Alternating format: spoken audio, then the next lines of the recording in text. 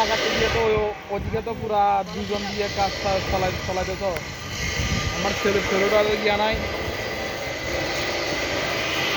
কি ফিরোজ ভাই কি ছবি তুলেন, অনুমতি নিছেন?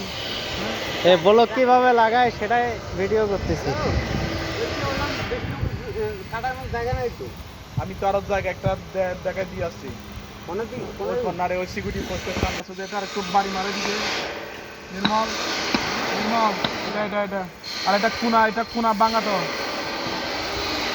হ্যাঁ তোমাদের এটা স্যাম্পল। এটা তো সব এরকম এই যেটা